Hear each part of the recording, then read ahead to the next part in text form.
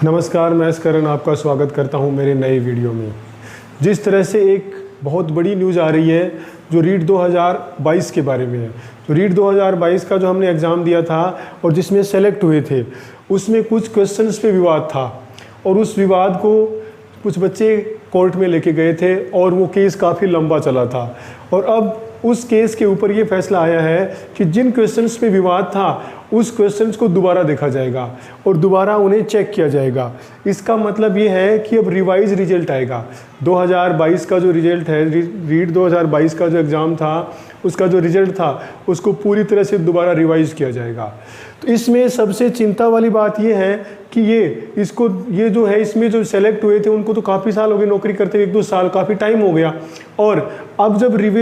जो रिजल्ट है वो रिवाइज्ड होगा तो उससे बहुत ज़्यादा फ़र्क पड़ेगा, क्योंकि काफ़ी क्वेश्चंस आपको पता है मेरिट में कुछ पॉइंट्स में बहुत ज़्यादा फ़र्क पड़ जाता है। तो रिजल्ट जब रिवाइज होगा तो उसमें जो बच्चे सेलेक्ट हुए हैं, यानी क्वेश्चन अगर 3-4 क्वेश्चन भी आगे पीछे होते हैं तो बहुत ज़्यादा रिजल्ट पे प्रभावित होगा और इससे जो अनसिलेक्ट हुए थे वो सिलेक्ट हो सकते हैं, जो सेलेक्ट हुए हैं वो बाहर हो सकते हैं। तो ये एक बहुत बड़ा चिंता का विषय बना हुआ है और सबसे ज़्यादा चिंता उन कैंडिडेट्स के हैं जो सेलेक्ट हो चुके हैं और मेरिट के बिल्कुल पास में थे, यानी जो मेरिट थी उनके बिल्कुल पास में थे, उनके लिए सबसे चिंता का विषय बना जा रहा है। क्योंकि उन्हें जो सबसे बड़ा डर सता रहा है वो डर ये सता रहा है कि कहीं उन्हें जो नौकरी बड़ी मुश्किल से मिली है उनसे हाथ नहीं धोना पड़े। क्योंकि नौकरी कितनी मेहनत के बाद मिलती है और कितनी मेहनत करनी पड़ती है ये हम सबसे ज़्यादा कौन जान सकता है। और जिनको मिली और जो सबसे बड़ी दुख की बात तो ये है कि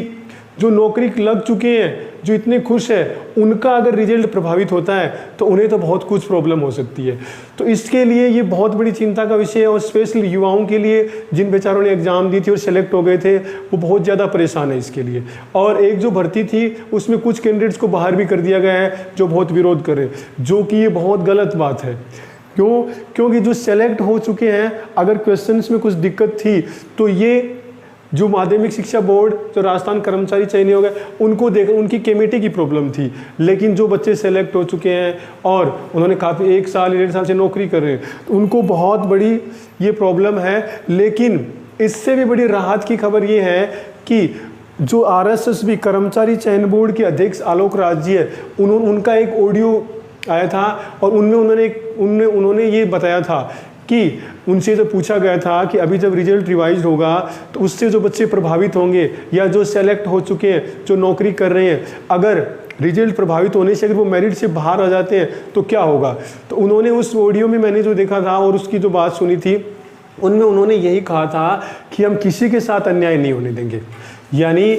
किसी के साथ अन्याय नहीं होने देंगे, किसी के साथ गलत नहीं होगा। जहाँ तक मेरा एक्सपीरियंस है, जो मैंने आलोक राज जी की बात सुनी थी और उनसे मुझे जो लगा, मुझे यही लगा कि जैसे वो अगर ऐसा करते हैं तो उन बेचारों को भी फ़ायदा होगा, उनको भी कोई नुकसान नहीं होगा जो सेलेक्ट हो चुके हैं, और जो मेरिट के पास थे और रिजल्ट से वो मेरिट क्रॉस कर रहे हैं, अगर उनका सिलेक्शन हो जाता है तो ये उनके लिए भी अच्छी बात है। तो मैं यही कहना चाहता हूँ जो कर्मचारी चयन बोर्ड के अध्यक्ष आलोक राज जी है कि आप इस तरह रिजल्ट रिवाइज होने के बाद इस तरह से किसी को कोई नुकसान नहीं होना चाहिए। तो उनका कहने का जो मतलब था, उनके कहने का सारांश यही था कि हम किसी के साथ गलत नहीं करेंगे। यानी इसका ऑप्शन एक यही जाता है कि अगर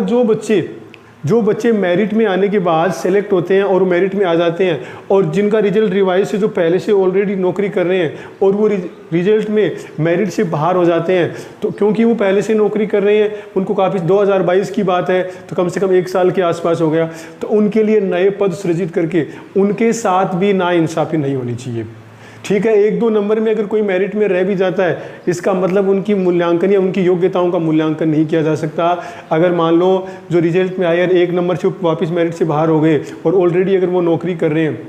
तो उनके साथ भी अन्याय नहीं होना चाहिए, नए पद सृजित करके उन्हें भी वापस अपॉइंट करना चाहिए। तो आलोक राज जी के बयान से यही लग रहा है अभी तक कि किसी के साथ नाइंसाफ़ी नहीं होगी, और हम भी यही चाहते हैं कि किसी के साथ नाइंसाफ़ी ना हो, क्योंकि नौकरी जो बेचारे जो नौकरी तैयारी करें या नौकरी करें उन्हें कितनी मुश्किल से नौकरी मिलती है ये हम तैयारी करने वाले जानते हैं। तो आलोक राज जी के बयान से जो अभी तक जो खलबली आपसे मची हुई थी या जो युवाओं का सबसे बड़ा रोष है, मैंने जो कमेंट्स देखे थे, तो आलोक राज जी के बयान से तो हमें पॉजिटिव ही लग रहा है, और हम भी यही चाहते हैं कि किसी के साथ कोई अन्याय ना हो। और अभी तक जैसे कई भर्तियों में ऐसा हुआ भी है कि जब जो सेलेक्ट हो चुके हैं और जो 1 साल या काफ़ी दिनों से नौकरी कर रहे हैं, अगर मेरिट से वो प्रभावित होते हैं तो उन्हें नए पद सृजित करके और उन्हें वापस अपॉइंट किया जाए। और जो बच्चे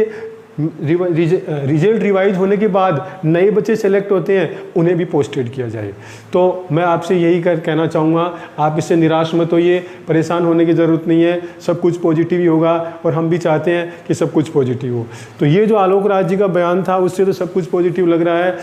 और